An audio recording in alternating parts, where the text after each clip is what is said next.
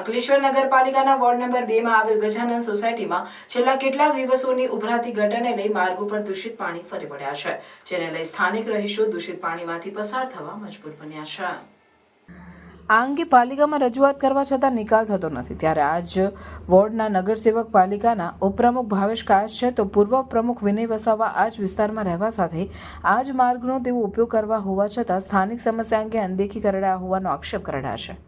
Drainage line ઉભરાવાની સમસ્યા વર્ષો જૂની છે અને તેનો હજુ સુધી નિકાલ નહીં આવતા ઉભરાતી ગટરોથી સ્થાનિકો પરેશાન થતા લડાયક મૂડમાં જોવા મળ્યા। તેઓ દ્વારા જો સમસ્યાનું ત્વરિત નિરાકરણ કરવામાં નહીં આવે તો પાલિકા કચેરી ખાતે હલ્લાબોલ કરવાની ચીમકી આપી છે।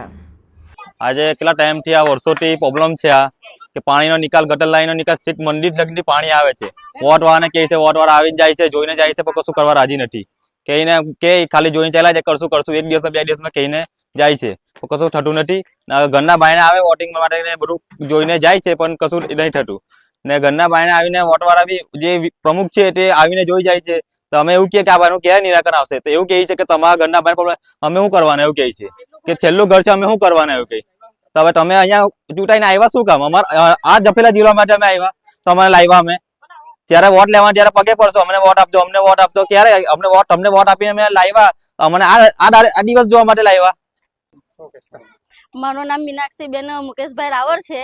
મારી છોકરી 2 દિવસ પહેલા ગટરના પાણીને લીધે ગંદુ પાણી આવ્યું હતું, એમાં એને નાહીને સ્કૂલે જવા તૈયાર કરી, એવામાં 2 ચક્કર ખાઈને 2 બંધ થઈને પડી। 2 દિવસથી હું પ્રજાપતિમાં દવાખાને લઈને દોડું છે ને મેલેરિયા આવ્યો છે, હજુ બી સારું નહીં થયું। 4 દિવસથી ઘરે જ છે છોકરી, અત્યારે બી ઉપર જ હોતી છે, તો આવા પાણીની અંદર રમે ને અમારા છોકરા બીમાર થાય છે। તમે આનું નિરાકરણ લાવે તો સારું છે વિનયભાઈ, અકન પછી છે ને આગળથી બધું એમને સરખું કરવું પડશે, અકન પછી વોટ નહીં આપીએ એમને, બીજી વાર નહીં લાવીએ। લાખોના રૂપિયા ખર્ચો કરીને પહેલા ગટર લાઈન બનાવી છે, તે ફેલ ગઈ, પાણી નીકળ્યા જ કરે છે। તે પછી 6 મહિના પછી પાછો રોડ બનાવ્યો છે, તો જેટલા લેવલનો ઊંચો હતો એનાથી થોડો પાછો નીચો કરી નાખ્યો છે, અને ગટરની રામાયણ તો તેને તે જ છે, નથી ગટરના પાણી નિકારણ થયું ને એની વરસાદના પાણીનું। હમણાં તમે જોઈ શકો છો, હમણાં ભૂંગળું બનાવ્યું છે નવું, હમણાં પાણી જવા માટે ડેનેજનું પાણી અંદર જાય છે, બોલો ગટરનું પાણી ગટરમાં નથી જતું, વરસાદના નિકાલમાં પાણી જાય છે।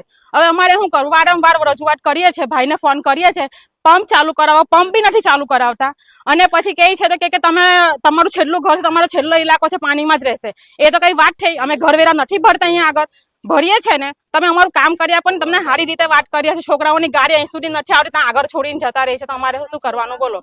આ બીમાર પડે છે, કેટલી બીમારીનો વાપર ઓલરેડી બહાર ફરે છે ને અહીંયા ગટરોમાં જ અમારે રહેવાનું। હોળી જેવો તહેવાર છે, 2 દિવસથી અમે હોળીનો તહેવાર આમાં કર્યો છે, બોલો બધા મજેથી તહેવારો મનાવે છે ને અમારે અહીંયા બેસવાનું, ગટરમાં બેસવાનું? આ તો કઈ વાત થઈ તમારી? ખાસ વિનયભાઈ ને કેટલા દિવસથી ફોન કર્યા છે, અમે એક જ ધાર્યા, રોજ જ કરીએ, ભાઈ ફોન પંપ ચાલુ કરાવો, ભાઈ પંપ ચાલુ, કેટલાક વખત અમે એ રીતના વાત કરવાના? તમે જોવું તો ખરું નિરાકરણ લાવો ને તમે વાતમાં।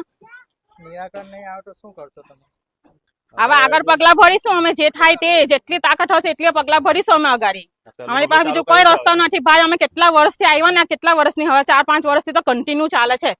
રોડ નહીં હતો, ચાલો ભાઈ ગટર ની હારી હતી તો ગટર બનાવરાવી, બિચાર રોડ નહીં હતો રોડ બનાવરાવ્યો, તેનું તેજ ઉલટી પહેલા કરા દુખી થઈ ગયા। અમારું ઘર છે ત્યાં ખારો એટલો મોટો, એ 4 દિવસ સુધી પાણી સુકાતું નથી ગટરનું, તો છોકરાઓ કા રમવાના, કા રમવા જવાના છોકરાઓ અમારા?